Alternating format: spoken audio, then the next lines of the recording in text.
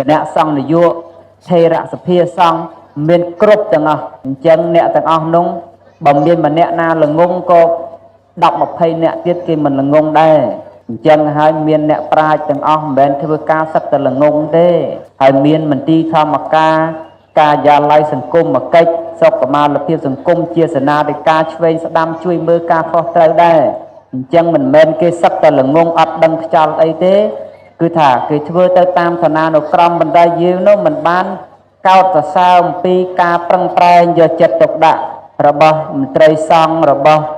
គ្រូចៅតការបស់ក្រសួងស្ថាប័នពាក់ព័ន្ធរដ្ឋអំណាចអីទេយើងចេះតែទាស់ហើយតែទាស់ស្ងាត់មិនទាស់ទៀតយើងទាស់លក្ខណៈប្រឆាំងណាដល់យើងទាស់លក្ខណៈប្រឆាំងមនុស្សធ្វើអីក៏ខុសលែងចង់ធ្វើតែហ្មងកវត្តចោលទៅហើយដល់កវត្តចោលដល់លំទាំងអស់គ្នាហ្នឹងថាស្រឡាញ់ជាតិទាំងអស់គ្នាអត់មានពីណាខុសទេប៉ុន្តែខុសមួយខុសត្រង់ថាបែកបាក់សាមគ្គីគ្នាជាសុទិដ្ឋិនិយមរបស់ប្រជាជនកម្ពុជាយើងគ្រប់ស្រទាប់វណ្ណៈទាំងអស់ឲ្យកាត់បន្ថយនៅភាពអស្និមេនះហិង្សាការប្រកាន់ភ្ជាប់នៅក្នុងទស្សនៈអវិជ្ជមានបង្កឲ្យបានទៅជាភាពរីកចម្រើនលើគ្រប់វិស័យជាពិសេសគឺវិស័យសាសនាយើងនឹងឯងដោយដែលយើងបានឃើញជាក់ស្ដែងស្រាប់ថាវត្តអរញ្ញសាគរនេះក្នុងថ្ងៃនេះបានប្រពធ្វើនៅពិធីឆ្លងនៅជាបណៈឋានដែលជាទីរំលែកនៅទុក្ខធរៈរបស់មហាប្រជាពុទ្ធបរិស័ទខ្មែរយើងជាពិសេសពុទ្ធបរិស័ទចំណុះឲ្យវត្តអរញ្ញសាគរនេះផ្ទាល់យើងគិតមើលកាលដែលមនុស្សកើតមកមានអាយុសង្ខារនេះជាការដែលរស់នៅត្រាំដោយសុខនិងទុក្ខខ្លះក៏ពិតមែនហើយតាមលក្ខណៈសញ្ញាធម៌ដែលព្រះតមានពុទ្ធព្រះអង្គប្រកាសសម្ដែងថារាល់ជាតិកំណើតទាំងអស់កើតហើយតែងតែរត់ចាអំពីលោកនេះទៅក៏ពិតមែនព្រះភិក្ខុសង្ឃធម្មកថាចារ្យលោកគ្រូធម្មមេចារ្យលោកអាចារ្យតែងតែពោលមិនដាច់ពីមាត់អំពីការនិរះប្រត់ប្រាស់របស់អាយុជីវិតសង្ខារមនុស្សសត្វជាទីស្រឡាញ់ពេញចិត្តប៉ុន្តែជ្រកក្រោមស្លាកឈ្មោះពាក្យថាពុទ្ធជនទាំងយើងទាំងគេប្រគុណណាគុណម្ចាស់គ្រប់ព្រះអង្គវេលាណាកើតរមែងមានសេចក្តីសប្បាយរីករាយវេលាណាស្លាប់គឺសេចក្តីប្រត់ប្រាស់ចូលមកដល់សេចក្តីសោកសៅសន្ទុកសន្ទិញសង្រោកសង្រែងនៅក្នុងកិរិយាប្រត់ប្រាស់វត្ថុសត្វសង្ខារដែលជាសតិស្រឡាញ់ពេញចិត្តនោះក្រមែងមានសេចក្តីសោកសួលមិនដាច់ឡើយអញ្ចឹងជាបណៈឋាននេះកើតឡើងក្នុងការជួយរំលែកទុក្ខធរៈមួយតាមទំនៀមប្រពៃណីក្នុងដែនកម្ពុជារដ្ឋយើងដោយសន្មតថាកាលដែលបុគ្គលណាបានរំលេះនៃជីវិតសង្ខារនេះទៅក៏រមែងដង្ហែយកមកតម្កល់ក្នុងទីសំគួរហើយក៏បូជាដោយព្រះអគិឬក៏កប់បញ្ចុះទៅក្នុងផែនដី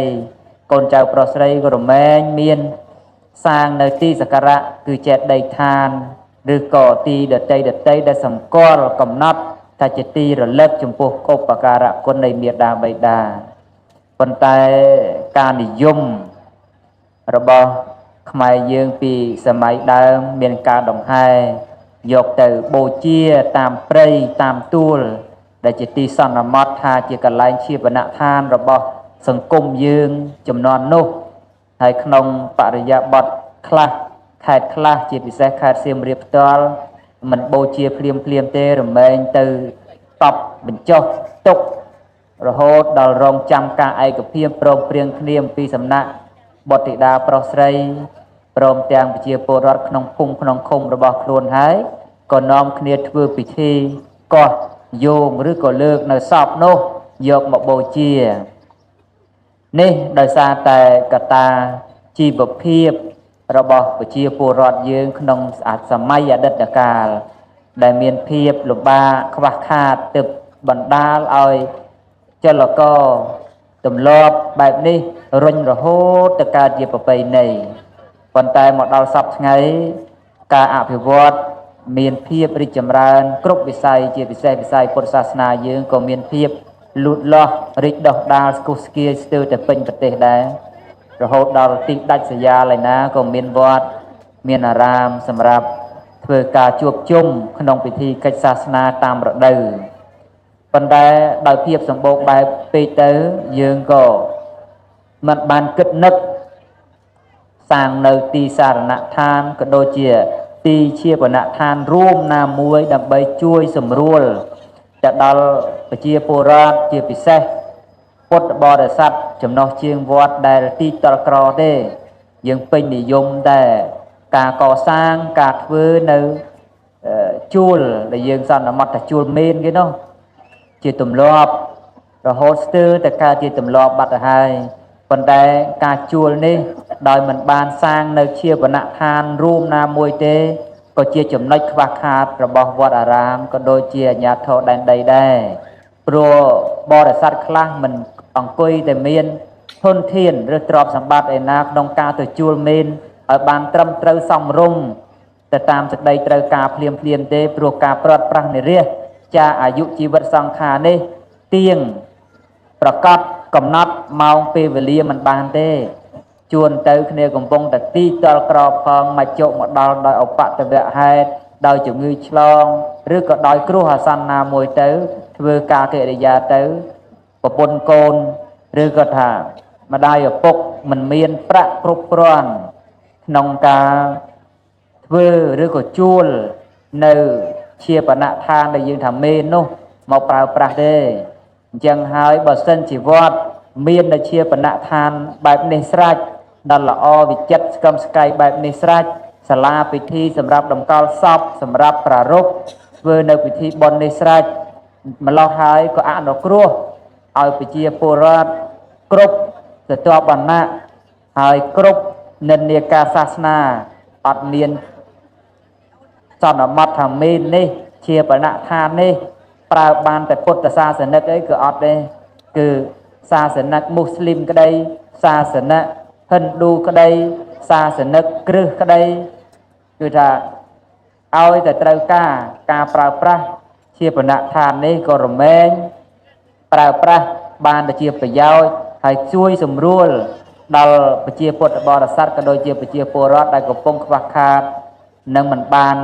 នៅធនធានដែលប្រកបដោយ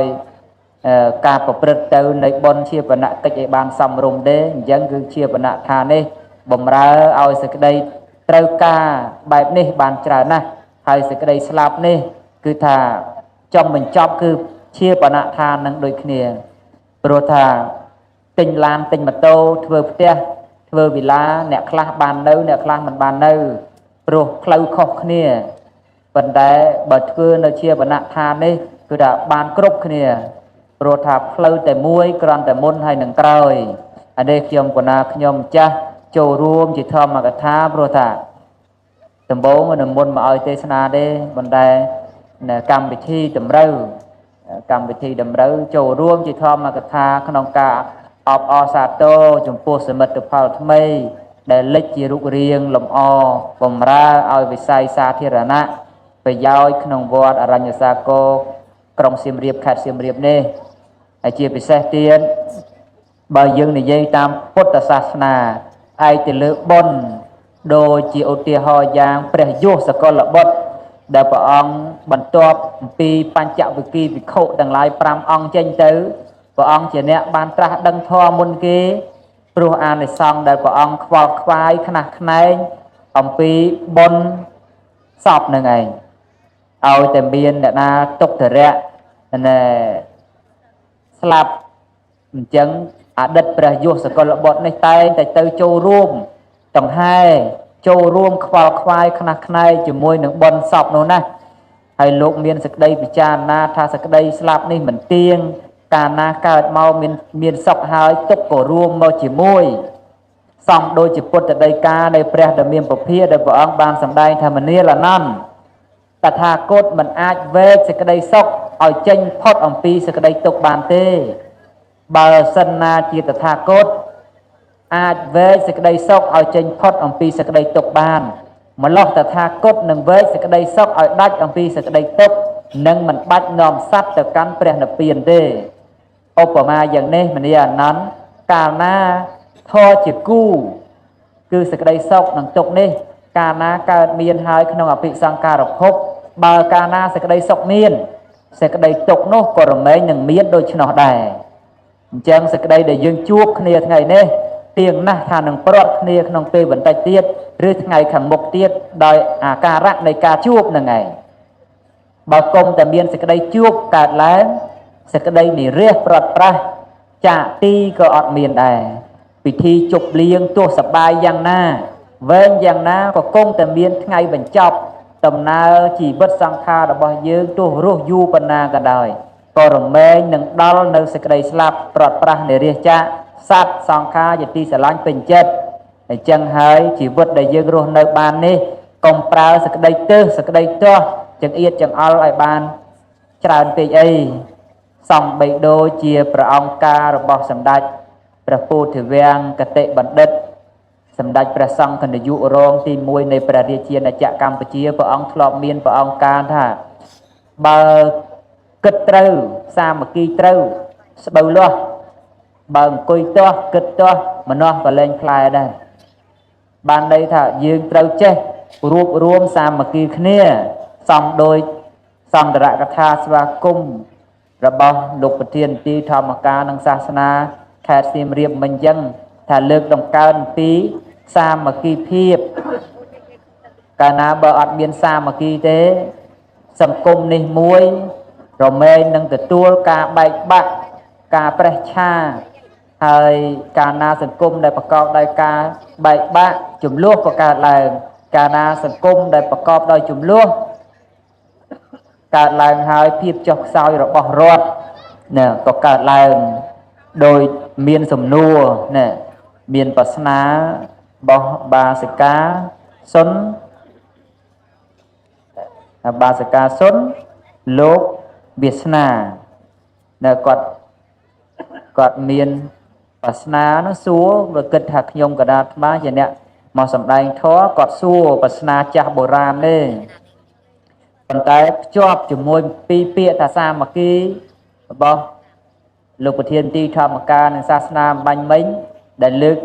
ឲ្យទទួលទៀតថាកោតសរសើរអំពីសាមគ្គីកោតសរសើរអំពីសាមគ្គីហើយសូមរក្សាឲ្យបាននៅសាមគ្គីហើយក៏ឃើញដែរសំណួរគាត់នេះសួរពីប្រស្នាបុរាណនេះថាដីខ្មែរដីសៀមដីយួនលាយចូលគ្នាកុកសរារាមិនចង់ទៅស្រុកអានេះជាប្រស្នារបស់សត្រាពីដើមទេដែលលោកពោលមកនោះលោកពោលជាប្រស្នាលោកមិនពោលថាត្រង់ទេព្រោះខ្មែរយើងពីដើមបើគេលេងអីគេលបងប្រស្នាណាហើយលបងប្រស្នាហ្នឹងជាប់ជាទំនៀមជាប់ជាទំនៀមដោយពិធីមង្គលការពិធីចែចៅកូនកន្លោះកូនកមុំអញ្ចឹងណាយើងឥឡូវអត់ចេះប្រស្នាទេនិយាយត្រង់តែកូនឯងកមុំទេកូនឯងកន្លោះទេមានជាប់ពីឯណាឯណីហើយទេ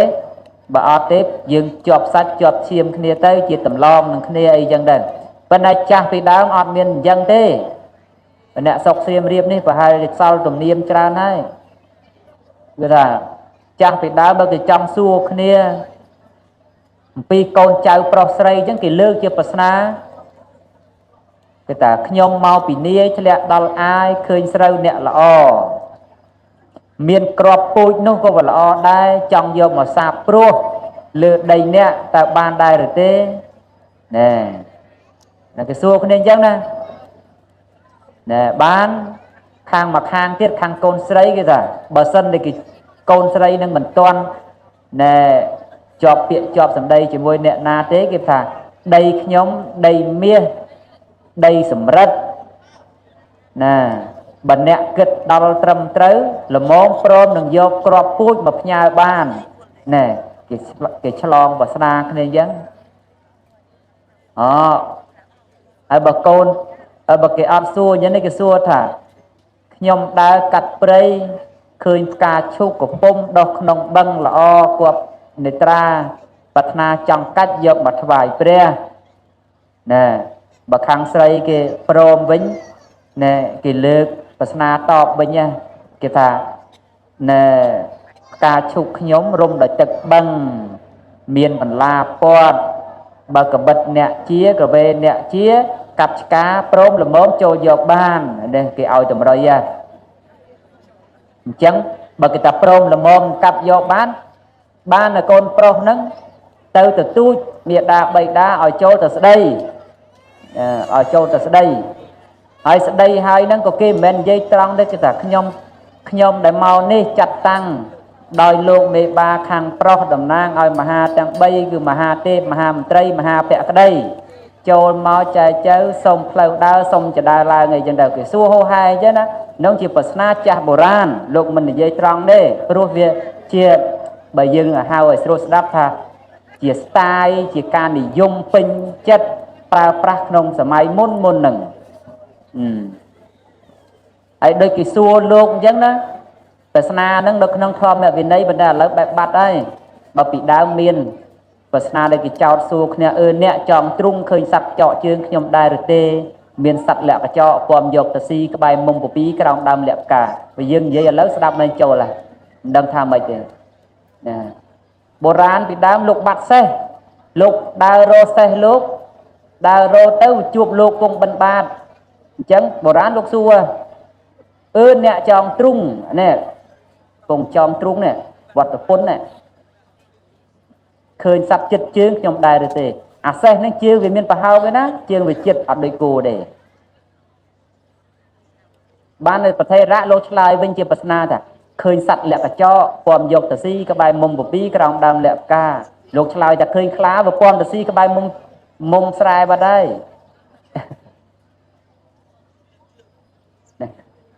ក្រោមដើមលក្ខផ្កាហ្នឹងអាដើមគុយមិនដែលឃើញផ្កាវិញកាផ្លែតែហ្មងអញ្ចឹងប្រស្នាបុរាណលោកនិយាយគ្នាចូលចិត្តនិយាយជាប្រស្នាអញ្ចឹងដែលគាត់សួរនេះដីខ្មែរដីសៀមដីយួនលាយចូលគ្នាកុកសរៀរៀអញ្ចឹងទៅនេះប្រស្នាក្នុងសត្រានេះដែលលោកចង់និយាយកាលនោះសម័យឥណ្ឌូចិននោះដែលប្រទេស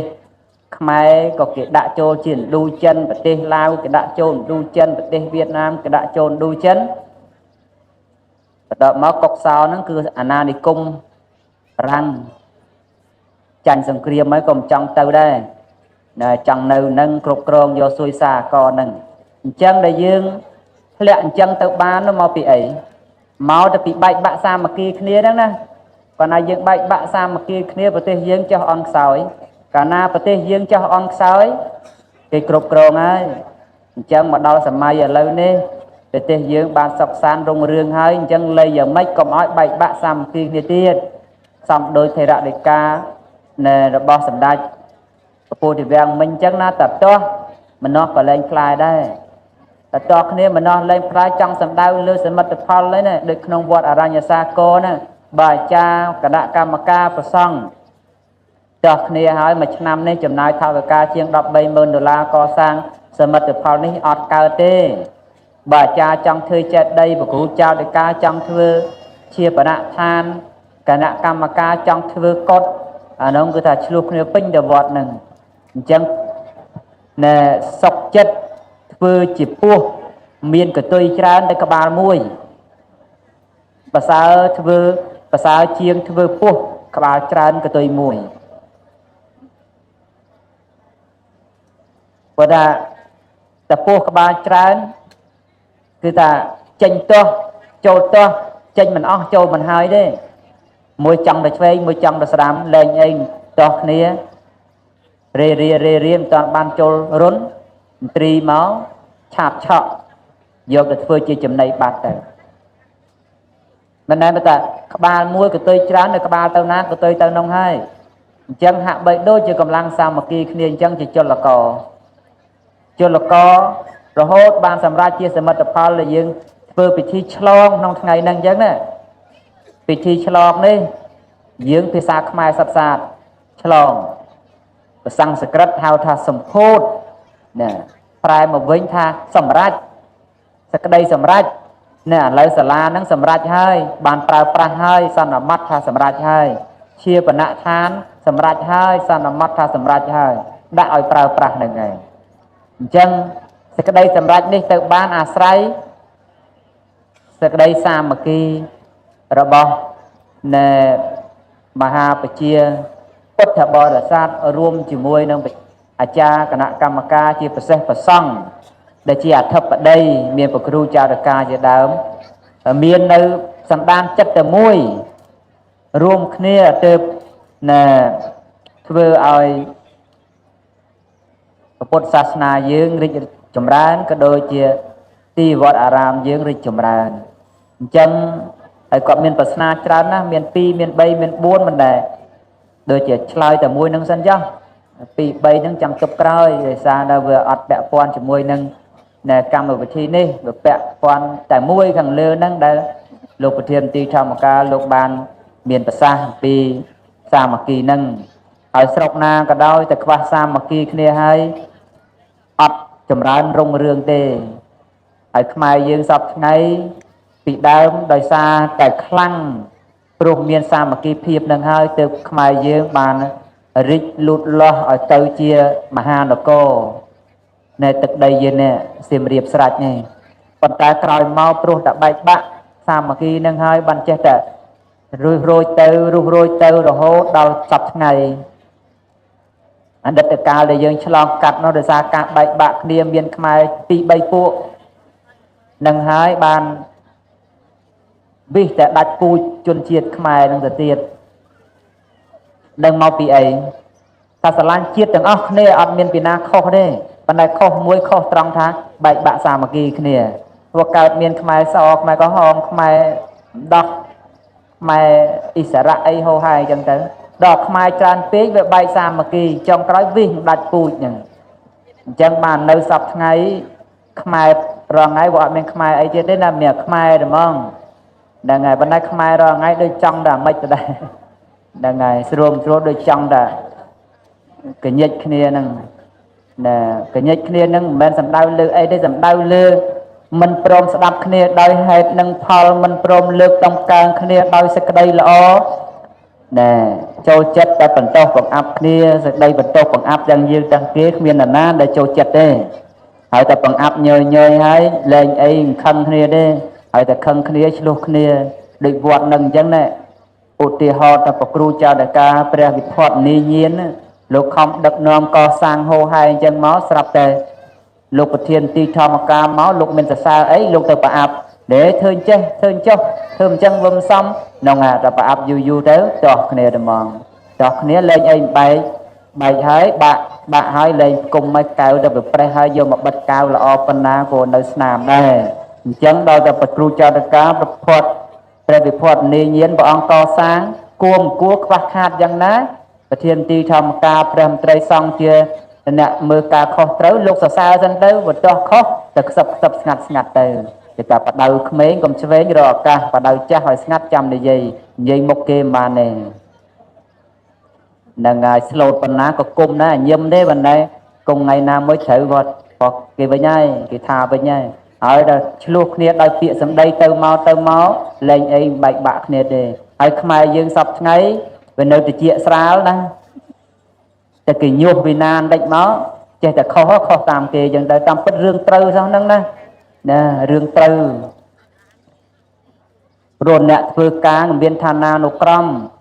ដូចមន្ត្រីសង្ឃអញ្ចឹងណាមិនមែនកូនទាទេកូនមន់មានតាំងពីព្រះគ្រូចៅតកាព្រះមន្ត្រីសង្ឃអនុគុណព្រះមន្ត្រីសង្ឃសាលាគុណព្រះមន្ត្រីសង្ឃគណៈសង្ឃនយោបាយថេរសភាសង្ឃមានគ្រប់ទាំងអស់អញ្ចឹងអ្នកទាំងអស់នោះបើមានម្នាក់ណាល្ងងក៏10 20នាក់ទៀតគេមិនល្ងងដែរអញ្ចឹងហើយមានអ្នកប្រាជ្ញទាំងអស់មិនមែនធ្វើការសិតតែល្ងងទេហើយមានមន្ទីរធម្មការការិយាល័យសង្គមកិច្ចសុខុមាលភាពសង្គមជាសេនាធិការឆ្វេងស្ដាំជួយមើលការខុសត្រូវដែរអញ្ចឹងមិនមែនគេសិតតែល្ងងអត់ដឹងខ្យល់អីទេគឺថាគេធ្វើទៅតាមឋានានុក្រមបណ្ដៃយើងនោះមិនបានកោតសរសើរអំពីការប្រឹងប្រែងយកចិត្តទុកដាក់របស់មន្ត្រីសង្ឃរបស់គ្រូចៅតការបស់ក្រសួងស្ថាប័នពាក់ព័ន្ធរដ្ឋអំណាចអីទេយើងចេះតែទាស់ហើយតែទាស់ស្ងាត់ទាស់ទៀតយើងទាស់លក្ខណៈប្រឆាំងណាដល់យើងទាស់លក្ខណៈប្រឆាំងមនុស្សធ្វើអីក៏ខុសលែងចង់ធ្វើតែហ្មងកវត្តចោលទៅហើយដល់កវត្តចោលដល់លំទាំងអស់គ្នាហ្នឹងអញ្ចឹង សេចក្តីរិះគន់ក្នុងន័យស្ថាបនានេះក៏បីរិះគន់ប្រកបដោយគតិបណ្ឌិតនិងមានទស្សនវិស័យឲ្យត្រឹមត្រូវប្រកបបជាជៀសវាងជាការរិះគន់ក៏កើតជាភាពក្តៅក្រហាយឲ្យតែកាលណាក្តៅក្រហាយបែកបាក់សាមគ្គីហើយអង្គុយក្នុងថ្ងៃនេះបានណាព្រោះមានសាមគ្គីគ្នាហើយសេចក្តីសាមគ្គីគ្នានេះណែមាននៅភាពអធិស្ស្រ័យជាបឋមប្រធានផងហើយយើងជៀសវាងការជឿឬក៏តាការស្ដាប់ដោយខ្វះវិចារណញ្ញាណឲ្យត្រឹមត្រូវហើយអត់បានស្ដាប់សេចក្តីបកស្រាយពន្យល់របស់អ្នកដែលគេកំពុងបំពេញតួនាទីហ្នឹងយើងធ្វើឲ្យកើតជាកំហុសធ្វើឲ្យកើតជាកំហុសព្រោះលោកទាំងឡាយចាំទុកអ្នកប្រាជ្ញមានពីរអ្នកប្រាជ្ញក្នុងកុសលមួយអ្នកប្រាជ្ញក្នុងអកុសលមួយអ្នកប្រាជ្ញក្នុងកុសលលោកស្គាល់អ្វីជាធម៌អ្វីជាវិន័យអ្វីជាគួរអ្វីជាមិនគួរហើយអ្នកប្រាជ្ញក្នុងអកុសលទេគាត់ចេះគ្រប់តែរឿងហ្នឹងគាត់អត់មានគិតតែរឿងណាគួររឿងណាមិនគួរទេរឿងណាក្តៅក្រហាយរឿងណាត្រជាក់ត្រជុំអីទេរឿងណាចំណេញរឿងណាខាតទេអញ្ចឹងរឿងអ្នកប្រាជ្ញរឿងបណ្ឌិតនេះយើងមើលផងណាបើនាំមកនៅភាពរូបរួមនាំមកនៅភាពរីកចម្រើននាំមកនៅភាពត្រជាក់ត្រជុំយើងក៏បីរាប់រកចោះប៉ុន្តែបើអ្នកប្រាជ្ញអ្នកបណ្ឌិតនាំមកនៅភាពបែកបាក់សាមគ្គីបំបែកបំបាក់សេចក្តីសុខស្ថិរភាពអីទេគឺថាដកខ្លួនឲ្យឆ្ងាយទៅព្រោះថាយើងសេពបកុលទាលដូចយកចម្បើងទៅផ្ញើអំភ្លើងលែងអីឆេះដល់យើងទេប៉ុន្តែបើយើងណែគាត់អ្នកប្រាជ្ញហាក់បីដូចយកជីឬក៏ថាយកគ្រាប់ពូជទៅផ្ញើនឹងដីស្រែល្អអញ្ចឹង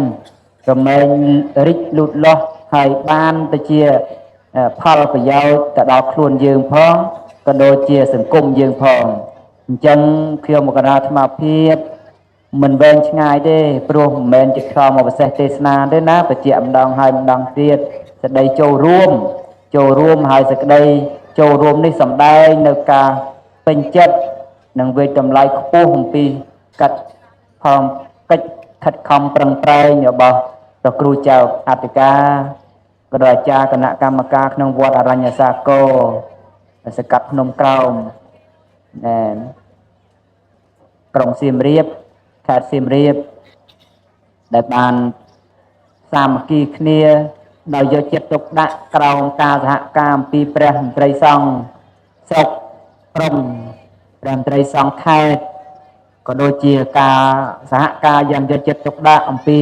ប្រធានការិយាល័យសង្គមកិច្ចសុខុមាលភាពសង្គមមេឃុំមេស្រុកអភិបាលក្រុងក៏ដូចជាការយកចិត្តទុកដាក់អំពីព្រះមន្ត្រីសង្ឃសាលាគុណខេត្តនិងការយកចិត្តទុកដាក់ជួយជ្រោមជ្រែងពីសំណាក់ប្រធានទីធម្មការសាសនាខេត្តរហូតបន្តការអភិវឌ្ឍ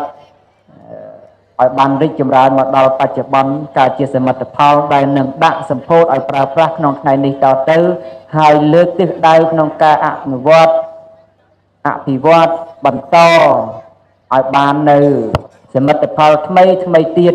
រួមចំណែកជាមួយនឹងរាជរដ្ឋាភិបាលក្នុងការកសាងនៅសមិទ្ធិក្នុងព្រះពុទ្ធសាសនាដែល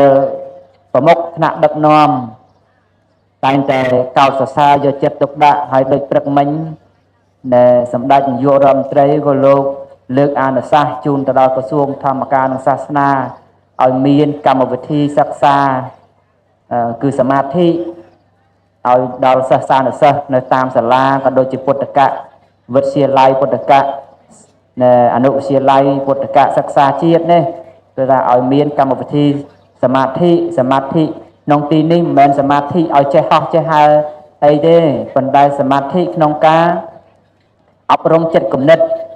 ឲ្យចេះគិតឲ្យត្រឹមត្រូវព្រោះបើយើងអត់មានសមាធិចិត្តទេចេះក៏ពិតមែនមិនដែលគិតខុសប៉ុន្តែបើចិត្តអ្នកដែលមានសមាធិគិតរមែងត្រឹមត្រូវហើយតិចហើយរមែងសាងរឿងជាប្រយោជន៍បើអ្នកចេះអត់មានសមាធិទេចេះតែទៅហើយមិនដឹងរឿងនឹងក្តៅក្រហាយណែដល់អ្នកណាខ្លះគឺថាអត់ខ្វល់ទេគឺថាដឹងតែធ្វើទៅព្រោះ អាងចិត្តអាងគំនិតខ្លួនឯងជាអ្នកចេះមិនដែលអ្នកចេះហើយមានសមាធិនៅក្នុងខ្លួនមិនមែនគិតជាប្រយោជន៍ត្រឹមត្រូវហើយជាពិសេសវិស័យសិក្សានេះមួយឆ្នាំយុវជនណាចេញពីវិស័យអប់រំនឹងមិនតិចពាន់អ្នកទេហើយបើចេញទៅយុវជននោះមានតែចំណេះដឹងតែខ្វះសិលធម៌គឺសមាធិអប់រំចិត្តទេមួយឆ្នាំយើងបានបុគ្គលពីលមករាប់ពាន់អ្នកធ្វើឲ្យប្រទេសជាតិយើងក៏លុកកឆាពេញទឹកពេញដីហ่ะបើចេះហើយគេតែចេះហើយអត់មានធម៌ជាសេចក្តីត្រឹមត្រូវនៅក្នុងខ្លួនទេយើងបានបុគ្គលអីមកវិញបានបុគ្គលពីលហើយអញ្ចឹងពីលល្ងងអីទេពីលចេះទៀតពិបាកទប់ទល់ហើយហ្នឹងមិននៅបើសិនតែយើងបណ្ដោះនៅសេចក្តីល្អធម៌ជាសាមគ្គីភាពសេចក្តីគោរពកោតក្រែងការពិចារណារវាងចិត្តគំនិតរបស់សិស្សានុសិស្សអញ្ចឹងយើងបានទទួលនៅទំពាំងដ៏ល្អប្រសើរដល់អញ្ចឹងមួយឆ្នាំយើងទទួលបានសមិទ្ធផលគឺមូលធនមនុស្សឥឡូវគេលែងប្រើពាក្យថាធនធានហើយ